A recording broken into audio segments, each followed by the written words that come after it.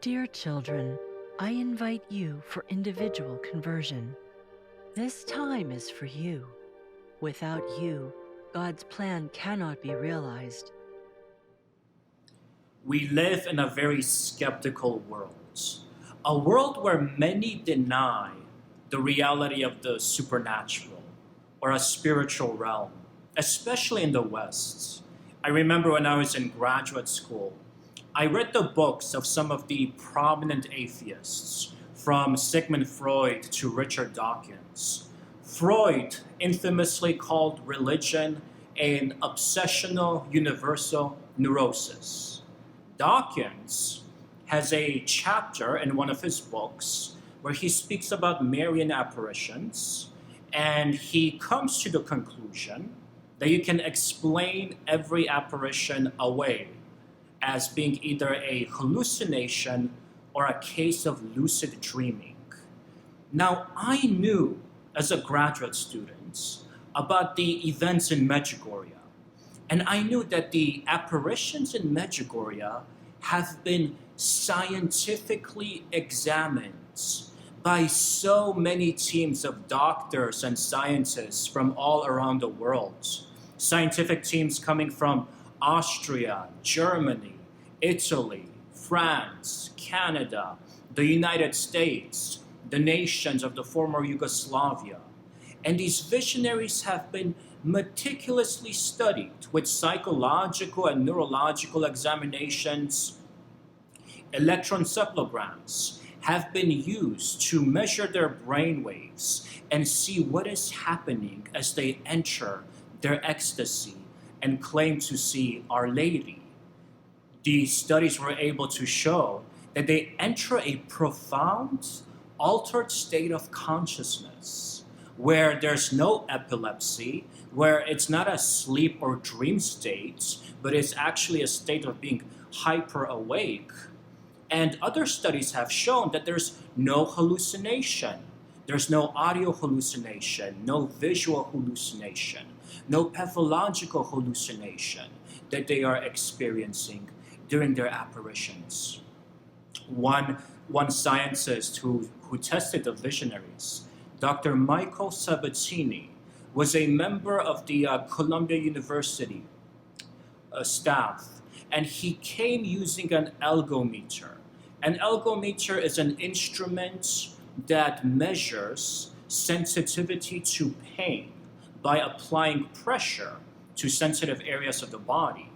He was able to show that before their apparitions, the visionaries experience pain normally. However, during their apparitions, they are completely impervious to pain. That reality, combined with the EEGs that show that they're in a state that is hyper awake, presented a paradox, one of Dr. Sabatini's colleagues said, that cannot be explained naturally because it is beyond scientific understanding. When you are in a state that is hyper awake, you would be very vulnerable to physical pain. And so these type of studies, being able to show that there isn't a pathological explanation, that there isn't any form of hallucination or epilepsy, neither is it a cataleptic state. The visionaries were also tested by polygraphs showing that they are not lying about the experiences, really made me realize how faulty some of these explanations of the prominent atheists can be. Richard Dawkins once again says, every Marian apparition, you can explain it as either hallucination or lucid dreaming. The Medjugorje visionaries have been tested for those. There is no hallucination, and they're in a state that's hyper awake, so it's not a sleep or dream state. Disproven. Also, Sigmund Freud, as mentioned, said that religion can be explained as a neurosis. The scientists who've tested the visionaries have said they don't suffer from any form of neurosis, hysterical neurosis, or any type, once again being free of such a diagnosis. It's fascinating to realize how some of these doctors and scientists who have studied the visionaries have even had profound spiritual experiences. I love the story of Dr. Marco Marginelli. Dr. Marco was a fervent atheist who did not believe in God and who was very anti religious.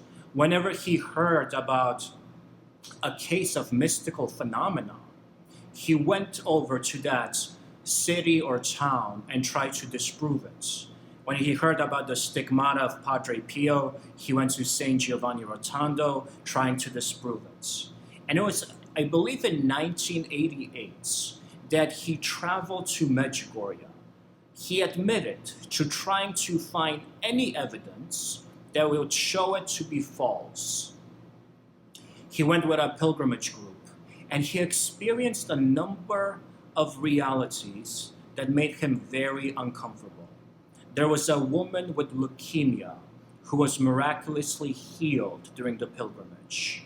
He studied the visionaries, he studied the EEGs, he realized they enter into a profound altered state of consciousness and that the ecstasies are authentic. But he said what really got to him was the behavior of the birds. Before the apparitions would begin, before the visionaries would go into ecstasy, all the birds outside, he noted, were chirping and cooing and being incredibly loud. And he noticed the seconds that the apparitions began, when the visionaries fell on their knees and went to ecstasy, complete silence permeated outside. Even the birds went silent. Dr. Marginelli explains that silence of the birds, it haunted him. And a few months after returning to Italy, he became a practicing Catholic. What a gift, what a grace, what a profound phenomena where even nature is affected. Even the birds can go silent in the moment of the apparition. Sometimes people ask me, why do the birds go silent? And my perspective is, silence is a sign of reverence. Silence is a sign of deep respect for the sacredness of the moment.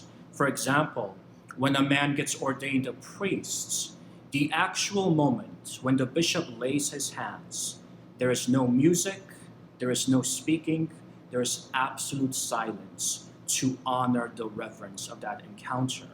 And here, I love how during an apparition, when the Mother of God appears, even nature can be affected into a reverent silence.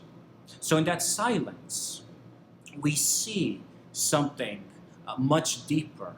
We see a mystical reality that speaks to a supernatural dimension of life. And we also see in these scientific studies such a fascinating relationship between faith and reason.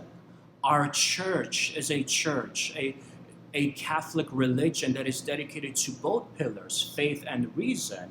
And we also see how these trendy atheistic theories of some of the great intellectuals not being able to recognize the supernatural, but treating such mystical experiences as pathologies, have been disproven by scientific studies, and those studies help us to see that something very profound is happening, showing us that these encounters of faith have deep integrity and credibility.